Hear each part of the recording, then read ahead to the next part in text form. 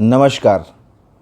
तो आज की वीडियो में हम लोग एक इलेक्ट्रोमैग्नेटिक इंडक्शन के चैप्टर से एक अच्छा सा प्रॉब्लम देखेंगे, इसको सॉल्व करेंगे।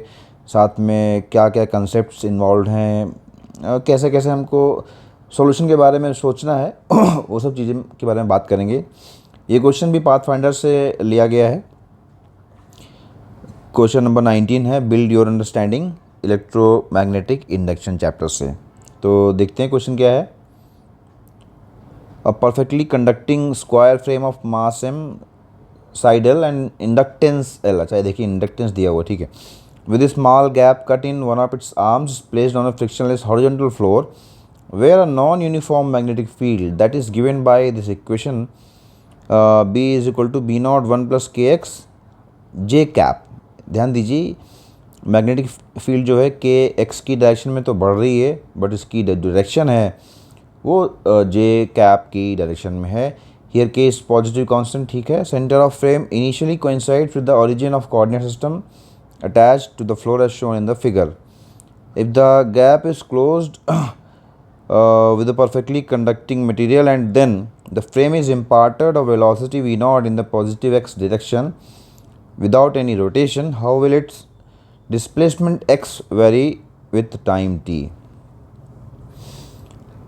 ये क्वेश्चन जो है, ठीक है। मैग्नेटिक फील्ड, इलेक्ट्रोमैग्नेटिक इंडक्शन, आपका इंडक्टेंस भी दिया हुआ है। इसका मतलब वो सेल्फ इंडक्शन वगैरह के फंडे में डेफिनेटली लगने वाले हैं। बट ये क्वेश्चन अगर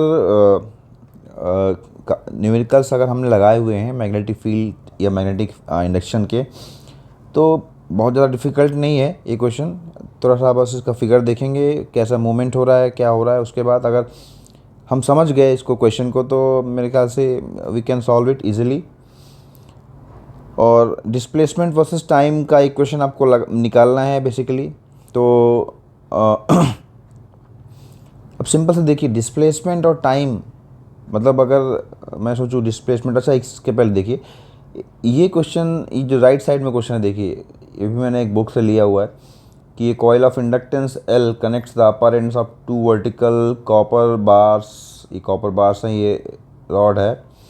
horizontal conducting connector of mass M starts falling with zero. अच्छा, ये तो नीचे की ओर जीरो ग्रेविटी के अंदर फॉल कर रहा है।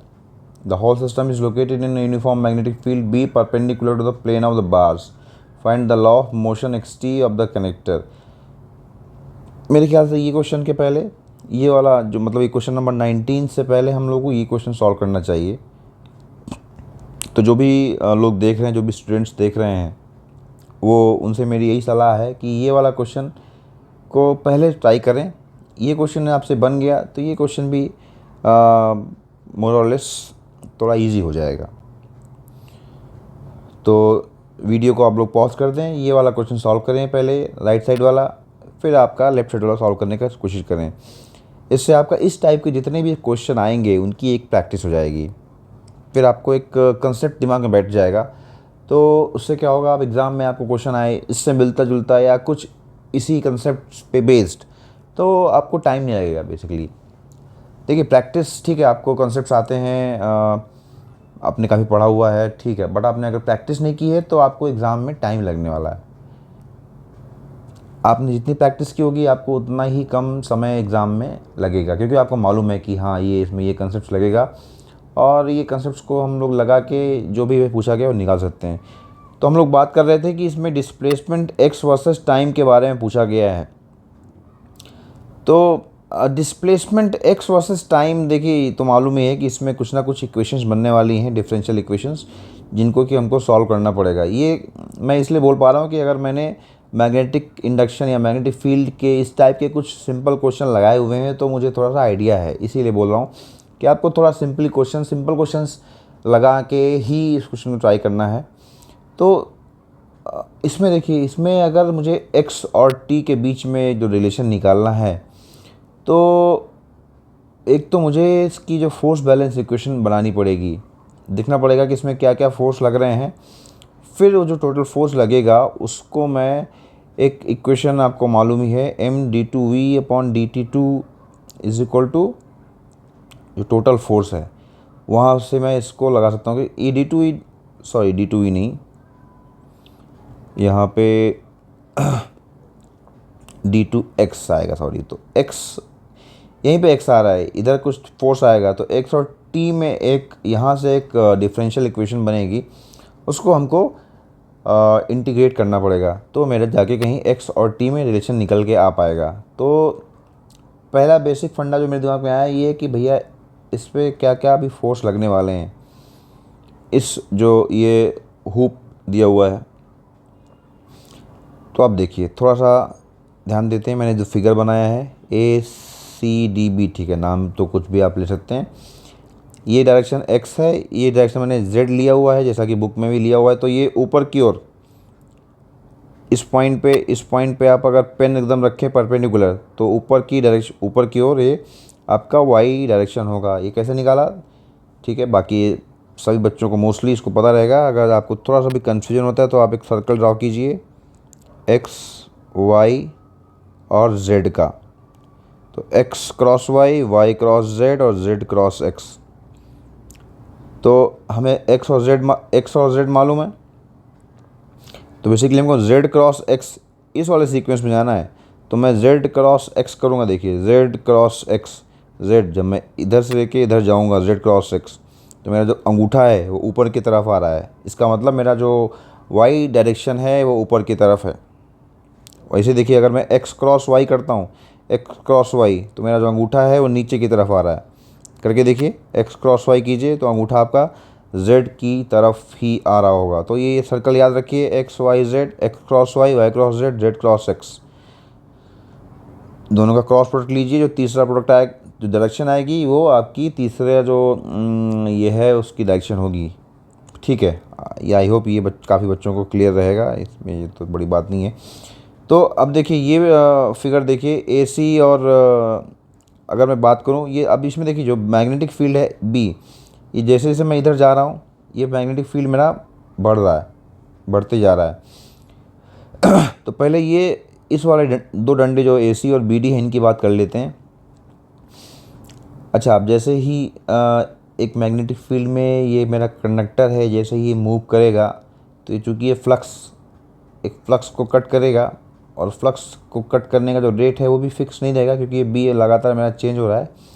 तो इसमें एक इंड्यूस्ड ईएमएफ आ जाएगा, है ना, इसमें एक इंड्यूस्ड ईएमएफ आ जाएगा और एक करंट इसमें फ़्लो करने लगेगी।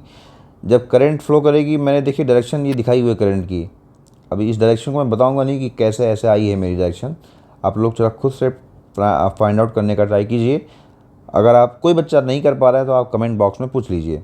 बट इसकी जो करंट की डायरेक्शन होगी वो क्लॉकवाइज डायरेक्शन होगी, जो कि इंड्यूस्ड करंट है। तो इधर क्लॉकवाइज है, इसमें भी आई आएगा और इधर भी आई आ रहा होगा, ठीक है। तो अब जैसे आई आया, आपको मालूम है कि अगर कोई करंट कैरिंग वायर है मैग्नेटिक फील्ड में रखा हुआ है, तो उस पर एक फोर्स लगने लगता है, I D L cross B से देते हैं उसको, या आई एल क्रॉस बी, मतलब आई क्रॉस बी का डायरेक्शन है। तो एल तो ये हो गई cross B, L cross B, B मेरा क्या है ऊपर की तरफ है। तो एल क्रॉस बी जैसे ही मैं करने वाला हूँ, तो एल क्रॉस बी अगर आप देखेंगे तो इस वाले पे एक नीचे की ओर फोर्स लगेगा, और इस वाले पे अगर एल क्रॉस बी करेंगे, आपका एल तो लेफ्ट और राइट में, बी ऊपर है, तो जैसे ही इसका करेंगे तो इस पर एक फोर्स लगेगा ऊपर की तरफ, ठीक है, ये ऊपर और ये ऊपर। अच्छा, इन दोनों बार में क्या फ़ायदा है अपने को कि मान लीजिए कोई एक पॉइंट ये है और उसी के कॉरस्पॉन्डिंग कोई एक पॉइंट ए है, दोनों ही इधर से एक्स के डिस्टेंस पे हैं। तो इन पॉइंट्स पे क्या है, जो फोर्स लगेगा वो इक्वल और अपोजिट डायरेक्शन में लगेगा। भले ही मेरा जो बी है वो एक्स की डायरेक्शन में बढ़ रहा है, बट यहाँ पे तो सेम रहेगा, यहाँ पे क्योंकि एक्स आपका सेम है, यहाँ पे भी एक्स सेम है, तो जो बी का वैल्यू रहेगा वो सेम रहेगा। तो इसका मतलब जो आपका फोर्स रहेगा वो सेम रहेगा। तो जैसे ही फोर्स सेम है, इसका मतलब अगर मैं इस रॉड पे, ऊपर वाली रॉड पे कोई भी पॉइंट लूँ, उसी के कॉरस्पॉन्डिंग नीचे वाले इस पे डंडे पे भी एक पॉइंट रहेगा जो कि इक्वल एंड अपोजिट डायरेक्शन में लगेगा। मतलब AC और BD के डायरेक्शन में कोई फोर्स ए सी और बी डी पे हमको कोई फोर्स नहीं लगने वाला है, फोर्सेस कैंसिल आउट करेंगे। अब ए बी और सी डी पे आते हैं। देखिए ए बी और सी डी पे कई बार अगर स्टूडेंट्स ध्यान नहीं देते हैं तो बोलते हैं ए बी और सी डी पे कोई फोर्स लगना नहीं चाहिए।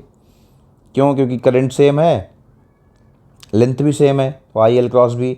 लेकिन भैया करंट सेम है, लेंथ सेम है, बट डिस्टेंस देखिए ना, यहाँ से डिस्टेंस जो है बी वेरी कर रहा है इस वाली एक्सिस से। तो ये ए मान लो अगर एक्स डिस्टेंस पे है तो ये जो सी है वो एक्स प्लस एल पे रहेगा। इसका मतलब यहाँ ए पे जो मैग्नेटिक फील्ड मेरा बी है और सी पे जो मैग्नेटिक फील्ड बी टू है वो दोनों अलग अलग हैं। मैग्नेटिक फील्ड अलग अलग हैं तो फोर्सेस भी अलग अलग होंगे, फोर्सेस अलग अलग होंगे। अगर आप ध्यान से देखें तो इस ए बी पे ये F2 लगेगा राइट वर्ड और इस सी डी पे एक लगेगा F1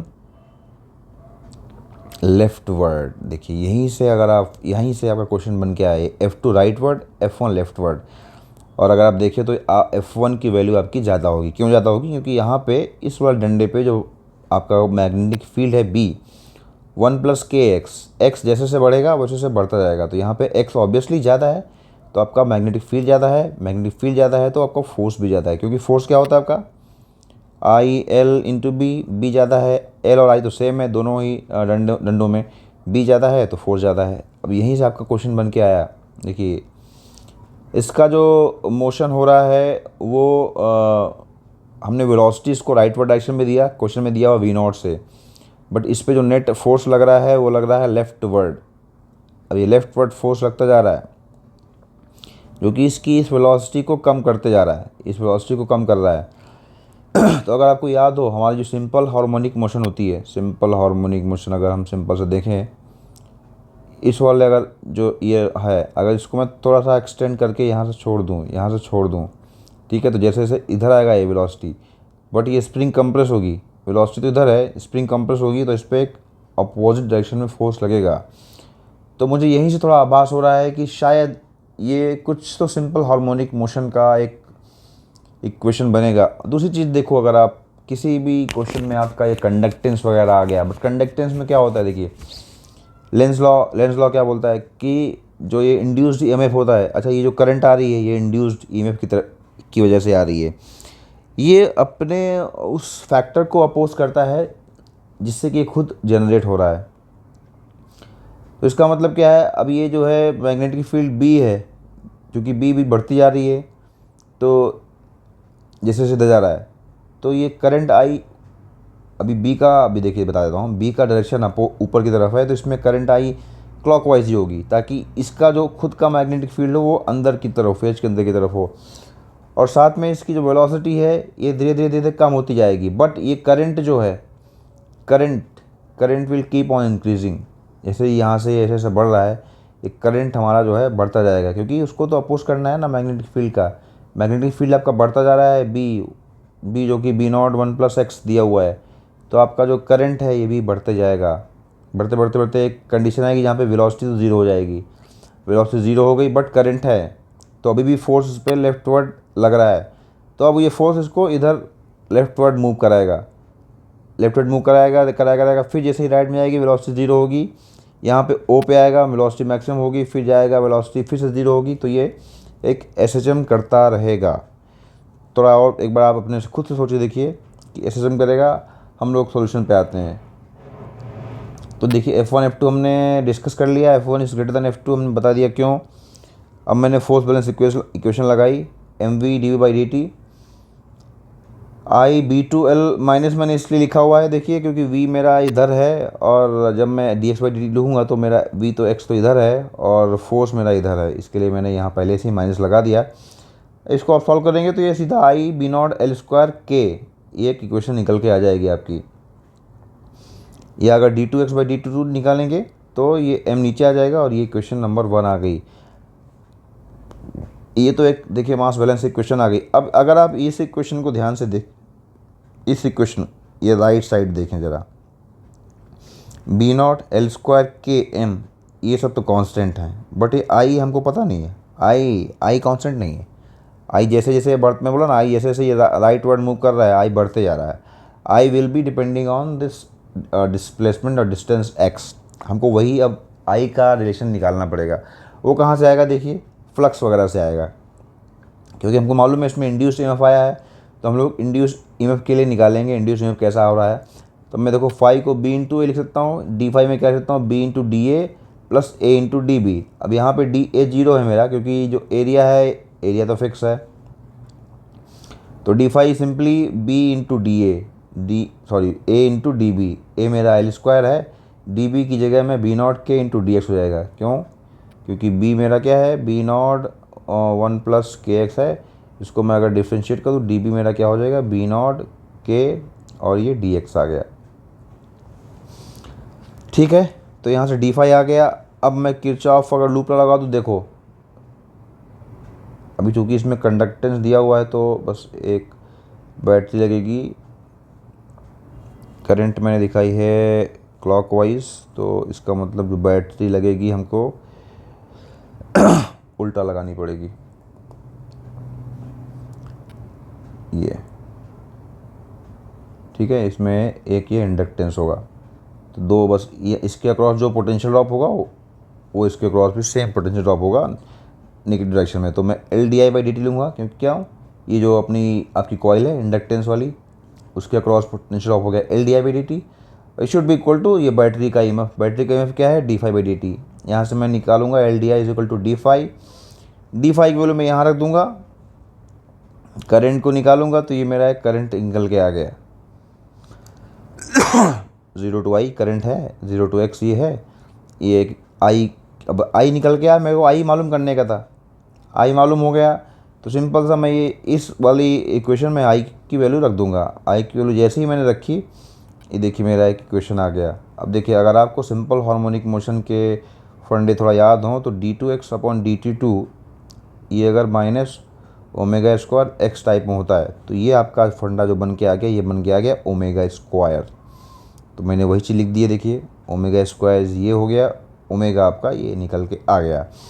अब सीधा सा आप x is equal to A sine omega T करके आप लगा सकते हैं, तो आपका डिस्प्लेसमेंट वर्सेस टाइम का इक्वेशन आ जाएगा। लेकिन अब आप ए कहाँ से लाओगे, खाली ओमेगा तो आपका आ गया, तो ए के लिए आपको मालूम है जो मैक्सिमम स्पीड होती है that is equal to A into omega. Omega आपको मालूम है, मैक्सिमम स्पीड भी मालूम है, क्या मालूम है, टी इज इक्वल टू 0 पर हमने जो स्पीड दिया उसको वी नॉट, वही उसकी मैक्सिमम स्पीड होगी। देखिए यहाँ पे जो स्पीड थी वो मैक्सिमम होगी, क्योंकि जैसे जैसे राइट में आया स्पीड तो कम होती गई, क्योंकि नेट में जो फोर्स लगा वो नेगेटिव डायरेक्शन में लगा, मतलब लेफ्ट फोर्थ डायरेक्शन में लग गया। तो वही मैंने लिखा है V not is equal to A omega, A हमारा आ गया वी नॉट बाई ओमेगा से, इसको आप रख देंगे तो आपकी एक इक्वेशन आएगी। देखिए ये एक आपकी सिंपल हार्मोनिक इक्वेशन है, सिंपल हार्मोनिक मोशन की ये एक इक्वेशन है, जैसा कि हमको एक्सपेक्टेशन भी था। तो आशा है आपको ये सॉल्यूशन पसंद आया होगा। पसंद से तो खैर कोई मतलब नहीं है, आपको बस समझ में आना चाहिए, कंसेप्ट्स आपके दिमाग में घुसने चाहिए, कुछ तो एक इमेज क्रिएट होनी चाहिए, ताकि अगर इससे मिलता जुलता, अभी B not is equal to 1 plus K X कर दिया, कुछ भी कर सकता है वो, एक्स वाई जेड में हम चेंज कर सकता है, वेरी कर सकता है, बट मेन चीज़ ये है कि आपको करना क्या है, वो आपको एक आइडिया लग गया। एक्स को पूछ लिया है, वेलोसिटी भी पूछ सकता है कि वेलोसिटी कैसे वेरी करेगी टाइम के साथ, या कुछ भी पूछ सकता है, मैक्सिमम जैसे कि मैक्सिमम डिस्प्लेसमेंट कितना होगा या एनीथिंग। तो कहने का मतलब ये कि क्वेश्चन का आपको फंडामेंटल समझ में आना चाहिए, और आशा है आपको समझ में आया होगा। तो चलिए अगली वीडियो मिलेंगे एक और बेहतरीन प्रॉब्लम के साथ।